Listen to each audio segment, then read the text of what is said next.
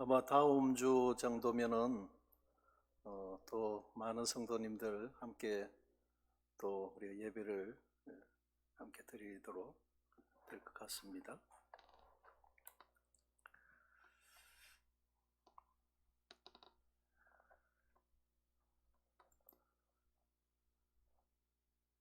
오늘 이제 말씀은요, 잠언 말씀입니다.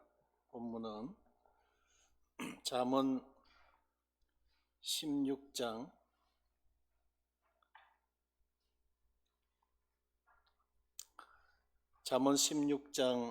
4절 5절 말씀을 봉독해 드리면, 여호와께서 온갖 것을 그 쓰임에 적당하게 지으셨나니 악인도 악한 날에 적당하게 하셨느니라. 무릇 마음이 교만한 자를 여호와께서 미워하시나니 피차 손을 잡을지라도 그를 면하지 못하리라.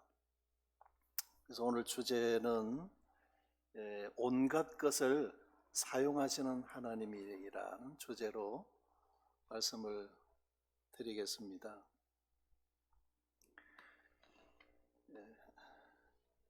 옛적의 선지자들을 통해서 여러 부분 여러 모양으로 말씀하신 하나님께서 이 모든 날 마지막에 아들로 우리에게 말씀하셨다는 말씀이 히브리서 1장 1절의 말씀입니다. 이 잠언 16장의 말씀과 히브리서 1장의 말씀을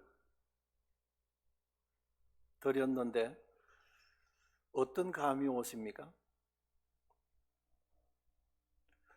하나님은 온갖 것을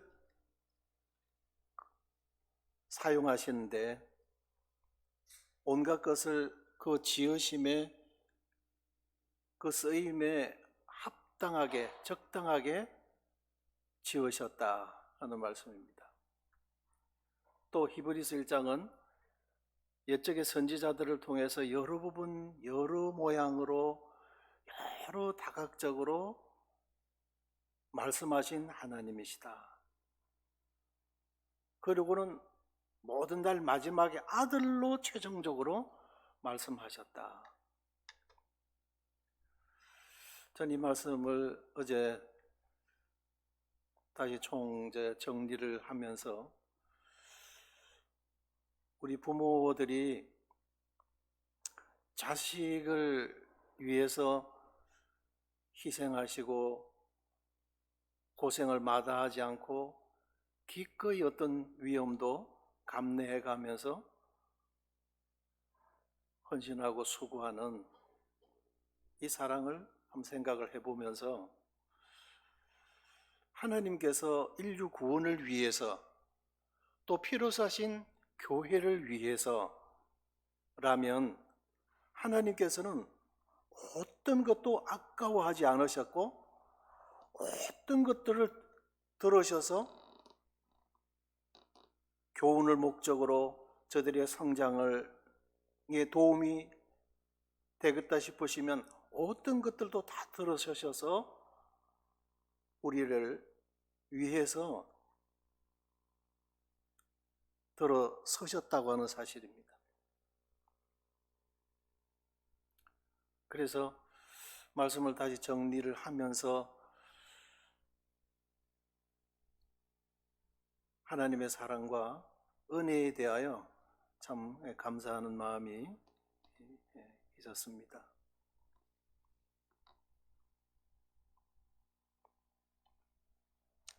여호와께서 온갖 것을 그 쓰임에 적당하게 지으셨다. 그래서 악인도 악한 날에 적당하게 하셨다 하는 것입니다. 그 지음받은 피조물마다 목적이 있으시고 용도에 따라 다 달리 하나님은 사용하신다고 하는 말씀입니다. 그리고 하나님의 섭리와 계획 속에 이 모든 것들을 그때 적소적시에 들어 서시는 분이시다.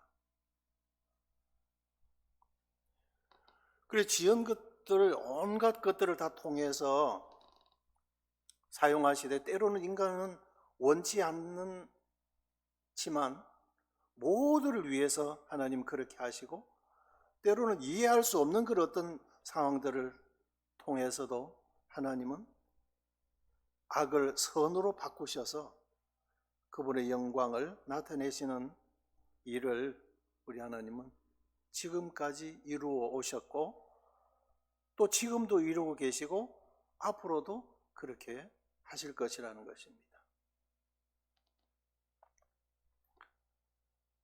하나님은 악한 나라를 또 악한 왕들을 들어서 서셨습니다.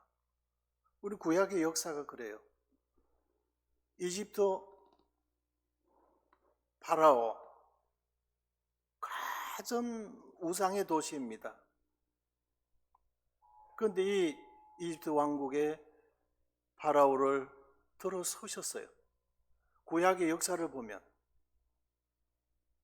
창세기에서부터 그렇게 나오죠. 70명에 불과한 야곱의 가솔들이 이집트에 들어가서 사실상 그것을 보호를 받으며 200만 대군을 이루도록 합니다.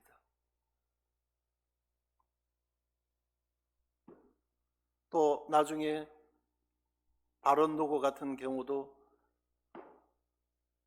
이스라엘 왕들이 하나님을 경외하지 않고 잘 섬기지 못하게 되어졌을 때 그 왕을 들으셔서 이스라엘을 치게도 하셨어요.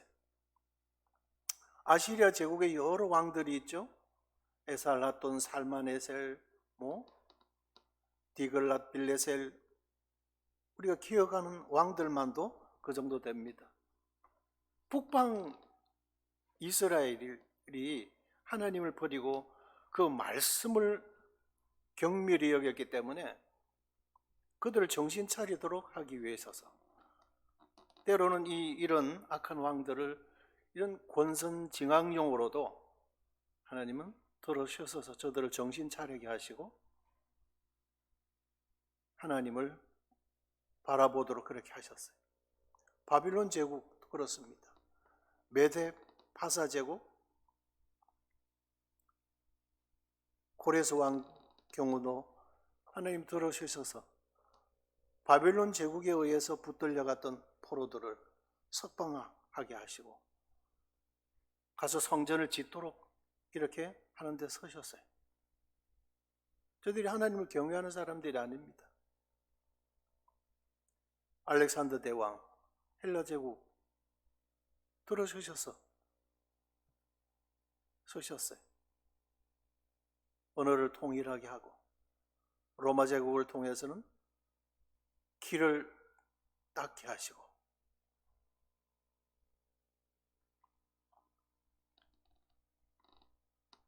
이 은혜의 시대에 다른 민족 중에서 이사야 66장 아까 말씀 읽어드린 대로 우리를 택하셔서 부르시고 우리를 제사장과 레위인을 삼으리라. 누가복음 21장 이방인의 때가 차기까지 이방인들에게 밟히리라. 이 하나님의 계획 중에 계시고 거룩하신 경륜 속에 두셨던 이방인들을 위한 은혜였고 또 이방 나라들을 들어서셨던 하나님의 역사이십니다. 이뿐만 아니죠.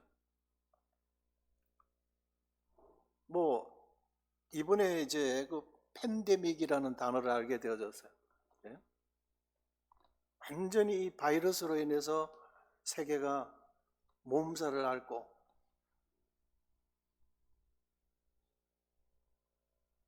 우리가 지금 이 코로나 바이러스를 모르는 분들이 없죠. 하나님은 이 바이러스도 심판대에 서시는 하나님이셨어요. 출애굽기 5장에 보면 여호와께서 전염병을 서실 것을 말씀하셨어요. 민수기 14장에서 내가 전염병으로 그들을 쳐서 멸하고 다윗이 범죄했을 때 세 가지 옵션을 제시하셨어요. 그 중에 한 가지가 사흘 동안 전염병으로 칠까 이렇게 하셨어요. 솔로몬이 성전을 낙성하고 제물을 하나님 앞에 드렸을 때 하나님께서 너무 기뻐하셨어요. 그러고는 솔로몬이 기도를 드리죠. 이 땅에 기근이나 전염병이 있거나 할 때 한 사람이든 온 백성이든 나의 성전을 향하여 기도드리면 하나님은 하늘에서 들으시고 우리의 죄를 사하여 주시옵소서. 그리고 구약에 이 전염성이 강한 이 바이러스를 통해서 하나님은 하나님의 뜻을 이루어 가셨어요. 역대상 21장에서는 여호와의 칼 곧 전염병이라고 말씀했어요. 또 하박국에서는 역병이라고 기록이 되어져 있고요. 그리고 하나님께서는 이렇게 바이러스도 들어서셨어요. 온갖 동물계로부터 없는 이런 바이러스들, 요즘 이런 영상들이 아주 흔한 사진들입니다. 유럽의 흑사병 약 7,500만에서 2억 정도가 이 쥐로 말미암는 이 패스트, 이 흑사병으로 인구가 막 거의 3분의 1 이상이 전멸돼 버렸던 이런 사건도 있어요. 에이즈라든지 광우병, 조류 독감, 구제역, 사스, 에볼라, 중동 메르스, 이 감염 경로들을 지금 다 밝혀내고 있죠. 온 세계입니다. 지금은 이 그림이 낯설질 않죠. 아름답게 보이지만은 이 사람을 죽이는 바이러스예요.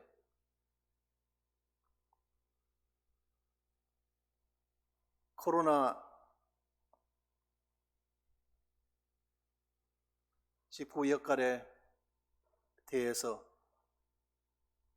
미래학자들 또 역사학자들 또 이런 석학들이 이제 앞날을 전망하고 있습니다. 온 세계 지금 창궐하고 있는 이 바이러스를 통해서 지금 인류의 역사가 바뀔 것이다 이렇게 보고 있어요. 이 두 분을 제가 좀 선정을 했습니다. 이분은 미국의 국무장관으로 계셨던 헨리 키신저입니다. 코로나 대유행, 이것은 세계 질서를 영원히 바꿀 것이다 이렇게 전망했어요. 그러면서 이 전 세계를 강타한 코로나19 사태는 세계 질서를 영원히 바꿔 놓을 것이라고 지금 내다보았습니다. 이분은 이 월스트리트 저널에 이제 기고한 기고문에서 이런 글을 올리신 겁니다. 세계의 민주주의 국가들은 계몽주의 가치들을 방어하고 유지할 필요가 있다면서 정통성 있는 균형 있는 을 유지하여 이런 세력의 역할로부터의 후퇴해서는 안 된다. 국내적 국제적으로 사회개혁의 해체를 초래할 것이다. 우리는 신기원의 시기를 살고 있다. 지도자들이 직면한 역사적 도전은 위기에 대처하는 동시에 미래를 세우는 것이다. 실패는 세계에 불을 지를 것이다. 이렇게 경고를 했습니다.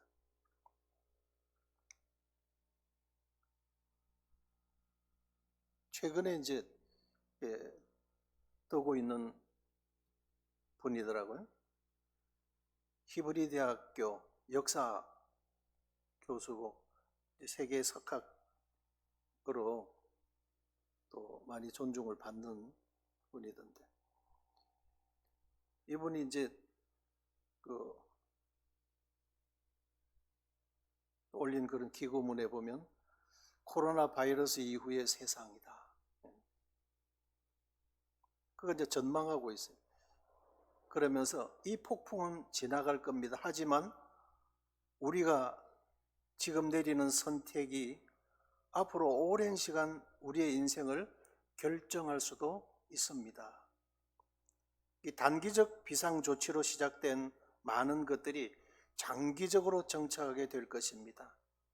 비상사태란 본질적으로 그렇습니다. 그러니까 급하니까 어쩔 수 없이 조치를 취할 수밖에 없었던 것이 결국은 족쇄가 되어질 것이다. 그런 뉘앙스가 있는 거죠. 이 다가올 수주 안에 전 세계 사람들과 각 정부가 내릴 결정들로 인해 우리가 살아가게 될 세상의 모습이 정해질 것입니다. 그리고 이분 이제 크게 두 가지로 전체주의적 감시, 시민 자율권, 또 둘째는 국수주의 고립, 또 국제적인 결속, 이 큰 두 가지 방향으로 결국은 세계가 나가지 않을까 그렇게 보고 있었어요. 그리고 전체주의적이라는 이런 거죠. 중국이나 북한이나 벌써 그러면 통제되고 감시 체제하에 놓이게 된다고 하는 거죠. 그러면서 또 한 가지는 대한민국이나 싱가포르나 대만같이 시민 자율권, 모두가 감시를 해서 감시 체제가 같지만 그러나 그것은 어떤 정책적으로 그것을 잡고 컨트롤하는 것이 아니라 시민 자율권에 맡긴다. 그렇게 되는 거예요. 그래서 제시하는 것이 뭐냐면 프라이버시를 선택할 거냐, 건강을 고를 것이냐, 이거예요. 그러니까 뭐냐면 사생활 침해, 개인 프라이버시, 이것은 유럽 같은 데는 대단히 목숨같이 여기거든요. 한국에 들어왔던 분들 가운데 그 한국에서 이 재난대책본부에서 전부 이 핸드폰에다가 앱을 깔도록 하죠. 그리고 그 사람이 어디를 움직이는지 모든 동선을 파악하겠다는 거거든요. 넌 그거 싫다 그러면 그럼 돌아가라. 이렇게 해서 돌아가는 사람들이 소위 이제 쫓겨가듯이 그런 사람들이 많아요. 그리고 한국형 어플리케이션을 깔아야만 공항을 통과하게 되어 있어요. 그래서 건강을 생각해서 어떤 추적 감시로부터 자기를 보호하려고 할 거냐, 아니면 이 정부 시책을 따를 것이냐, 이거거든요. 그리고 프라이버시를 존중할 거냐, 건강을 생각할 거냐, 이거예요.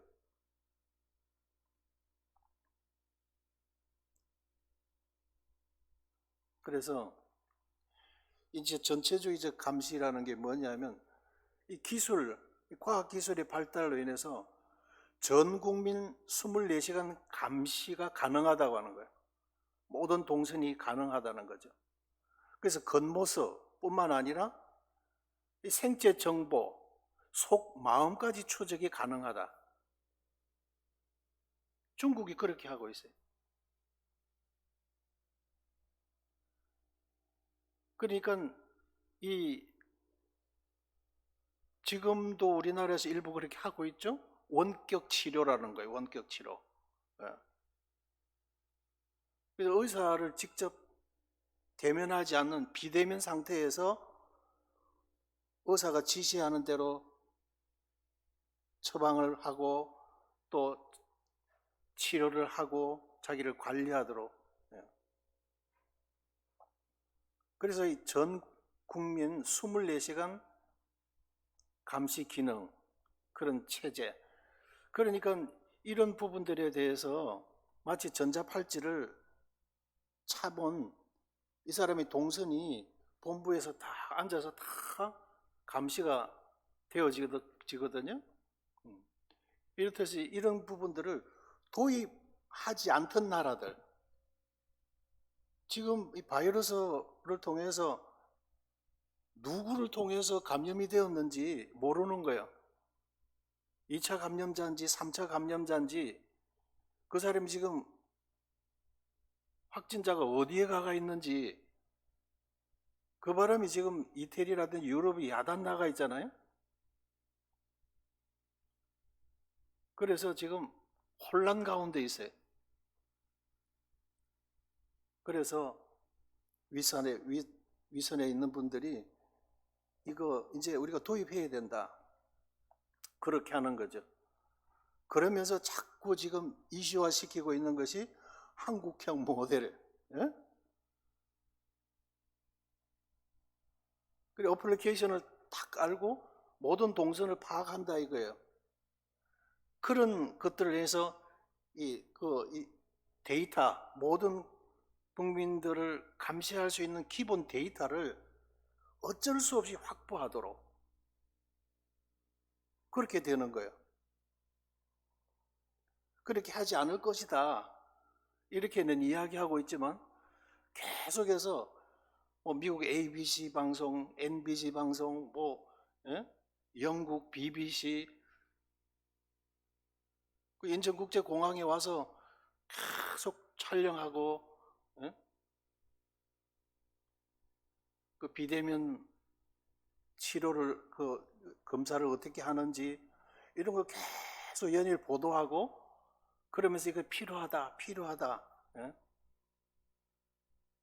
결국은 살기 위해서 국가에서 내 어떤 동선 파악을, 체크를 당하더라도 일단 살고 봐야 되겠다, 이런 쪽으로 가잖아요. 그래서 건강을 생각할래, 아니면 당신 개인 프라이버시를 따라갈래, 결국 이제 그렇게 갈 것이다 하는 것이 이제 이분들이 내다보고 있는 거예요. 그래서 한국은 바이러스 추적의 새로운 수준을 보여준다. 한국의 방역은 인천공항에 도착해서 발열 검사를 하고 실시간 위치 추적이 가능한 앱을 내려받는 순간부터다. 그래서 여러 이제 나라에서 모범 사례, 한국이 모델, 이런 식으로 해서 중국이 모델이다 그러면 중국은 완전히 그런 전체주의 국가잖아요.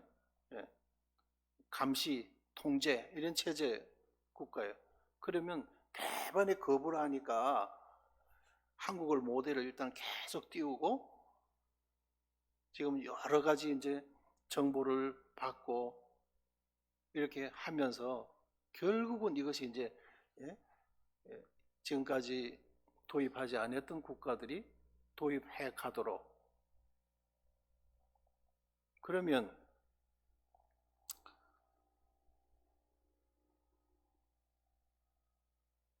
왜 그렇게 하느냐 이거예요. 왜 어쩔 수 없이 그런 방향으로 나갈 수밖에 없느냐 이게. 하나님께서 이런 바이러스를 통해서 왜 세계가 그런 방향으로 나아갈 수밖에 없도록 이렇게 흘러가느냐 이게. 그런 기류가 되어져서. 여기에 대해서 여러 이제 인구 조절을 위한 의도된 유포다, 이런 이제 보는 분들이 있어요. 왜냐하면 벌써 2015년에 앞으로는 이런 코로나 바이러스가 등장할 거다. 뭐 이렇게 지금 보도되어진 것이 나오거든요. 그럼 왜 그런 일들이 있느냐? 이런 것들이에요. 그래서 어떤 강대국의 세계 지배를 위한 어떤 전략상 이런 유포한 바이러스가 아니냐. 그런 이제 고의적 실험이다 이거예요. 고의적인 실험. 그래 이것이 이제 인간이 그런 악한 사상과 그런 악한 음모들 이런 것들을 지금 유튜브에 들어다가 보면 많은 그런 영상들이 올라가 있는데 뭐 그렇든 어떻든 간에 인간의 그런 악한 음모와 계획된 그런 함정 어떤 나쁜 사상을 가지고 어떤 이 세계를 지배하기 위한 어떤 지배 전략상 그렇게 했든 어떻든 간에 큰 틀에서 보게 되면 각기 맡은 역할과 시간에 등장해서 수행해 나갈 뿐이다 하는 거예요. 그러나 하나님의 약속하신 경륜을 하나님은 유지해 가시고 성취해 가는 하나의 도구에 불과하다는 거예요. 그런 악을 하나님께서는 선으로 바꾸시고 하나님의 큰 역사를 이루어 가는데 악한 도구로 하나님께서는 서신다고 하는 거예요. 우리가 그렇게 내다보면 이 나라의 장래에 대해서 우리가 그렇게 염려할 필요도 없다고 하는 거죠. 물론 그러자고 우리가 또 방관자가 되자는 그런 의미가 아니라 성경에 기록된 대로 우리가 기도해야 되죠. 주께서 위정자들에게 지혜를 주시고 참으로 자기 개인의 어떤 어떤 정책을 통해서 정치 야망을 펴는 것이 아니라 진정한 이 나라를 사랑하는 어떤 백년 대계를 가지고 선정해 갈 수 있도록 하나님께서 그런 착한 마음을 주시도록 위해서 우리가 기도해야 된다고 하는 거죠. 그래서 이 나라 장래 문제도 우리보다도 사실 더 나라를 염려하는 사람들이 많아요. 또 역사적인 부분에서도 밝은 전문가들이 있어요. 또 바른 소리, 쓴소리를 하고 싶어하는 분들이 있어요. 또 전면에 나서서 그런 걸 하기를 원하는 분들이 있어요. 그런 분들이 그런 역할들을 감당하게 하고 우리가 맡은 우리가 하자 이거죠.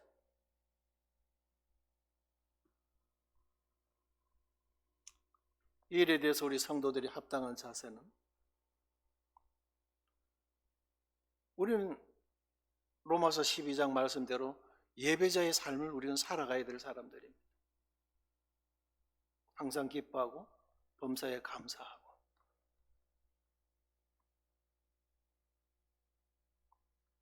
내가 맡은 일에 학생이면 학생 신분으로서 직장인이면 직장에서 또 가정에서 교회에서 우리가 각기 다 맡은 일에 최선을 가자 이거거든요.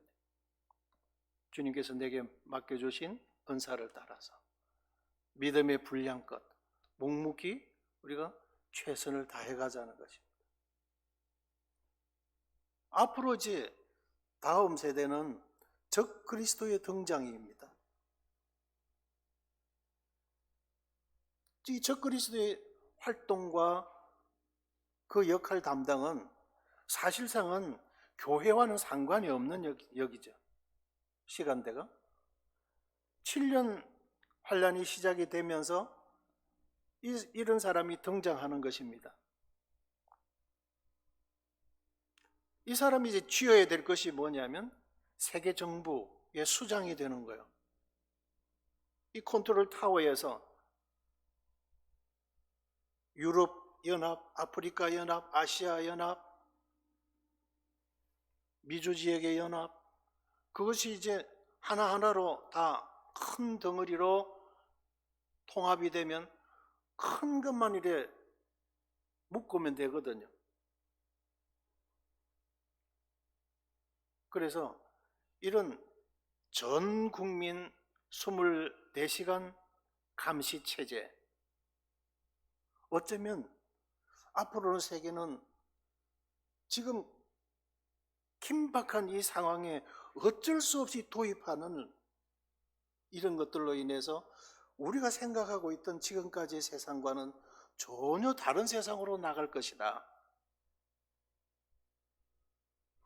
어쩌면 이런 미래학자들이 내다보고 있는 전망하는 이 바이러스 사건을 통해서 미래를 전망하는 이 전망이 어쩌면 상당히 좀 설득력이 있다. 저는 그렇게 보아졌었습니다.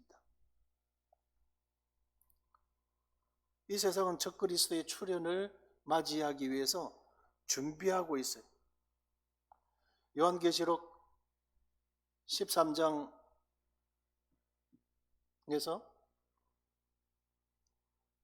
그가 모든 자 곧 작은 자나 큰 자나 부자나 가난한 자나 자유인이나 종들에게 그 오른손에나 이마에 표를 받게 하고 누구든지 이 표를 가진 자 외에는 매매를 못하게 하니 이 표는 곧 짐승의 이름이나 그 이름의 수라.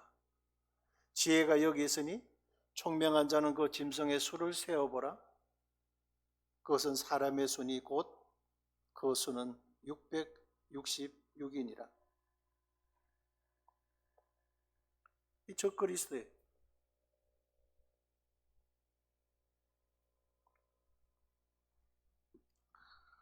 그래서 데살로니가 후서 2장 2절 3절에서 영어로나 또는 말로나 또는 우리에게서 받았다는 편지로나 주의 날이 이르렀다고 해서 쉽게 마음이 흔들리거나 하지 말아야 한다 하는 것이라. 누가 어떻게 하여도 너희가 미혹되지 말라. 먼저 배교하는 일이 있고 저 불법의 사람 곧 멸망의 아들이 나타나기 전에는 그날이 이르지 아니하리라. 여호와께서 온갖 것을 그 쓰임에 적당하게 지으셨나니 악인도 악한 날에 적당하게 하셨느니라. 하나님께서는 이렇게 온갖 것을 하나님의 인류를 향한 그 사랑의 메시지를 나타내기 위해서 하나님은 들어서시는 하나님이셨어요.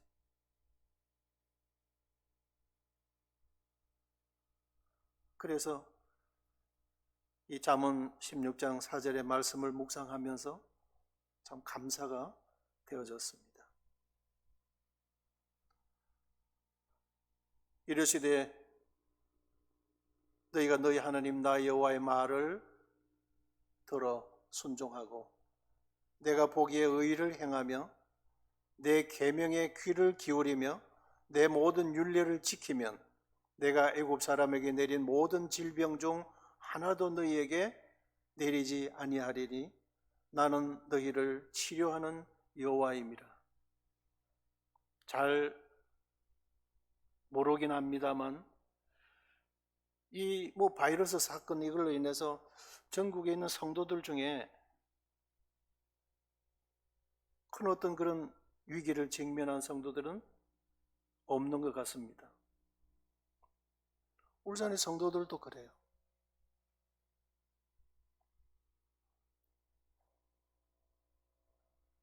하나님의 은혜에 감사를 드립니다. 1번만 더 말씀을 드리면 이탈리아의 롬바르디에 있는 한 병원에서 근무하는 38세 의사인 줄리안 어반 박사의 간증인데 이 롬바르디 있는 이태리에서 처음 이 코로나 바이러스 확진자가 드러나고 제일 여기서 많은 사망자가 나온 지역입니다. 그래서 이 의사는 무신론자였어요. 부모님들은 교회 나갔는데 자기는 안 나가는 사람이에요. 부모님이 그렇게 나가서 예배 드린다고 그러고 그런 것에 대해서 비웃고 뭐 그렇게 했던 사람이라 그래서 여기 간증에 보면 처음에는 몇 명의 환자들, 그 다음에 수십 명이, 나중에 수백 명이 몰려오는데 자기는 의사가 아니었다는 거죠. 의사로서 어떻게 해줄 그 도리가 없었다.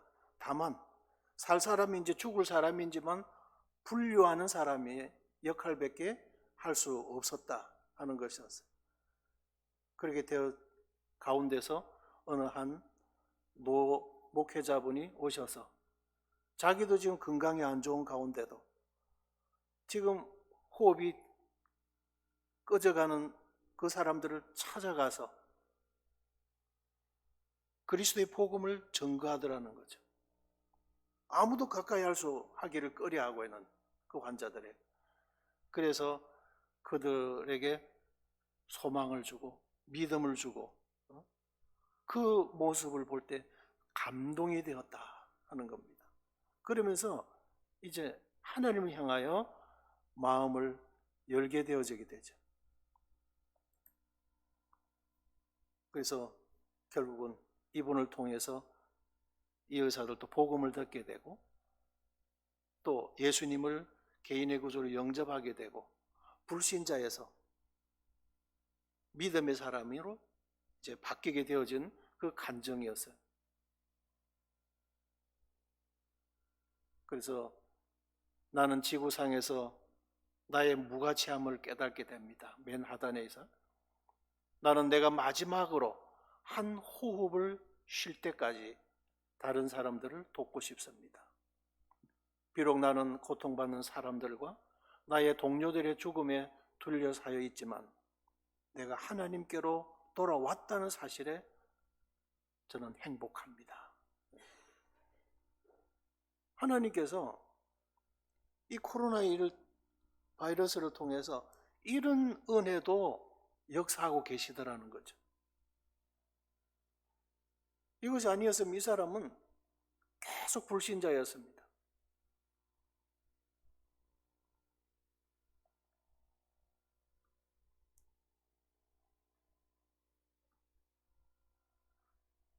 그래서 온갖 것을 하나님께서는 그 쓰임에 적당하게 지어 놓으시고 또 적당한 역할들을 감당케 하셔서 하나님은 인류를 사랑하시는 사랑을 나타내시고 필요로 하신 교회를 성장하게 하고 양육해 가는데 하나님께서는 그것들을 다 온갖 것들을 들어서시는 하나님이시다 하는 겁니다.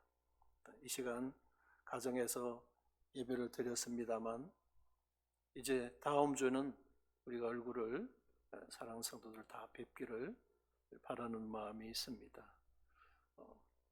이상으로 시간을 마치겠습니다. 감사합니다.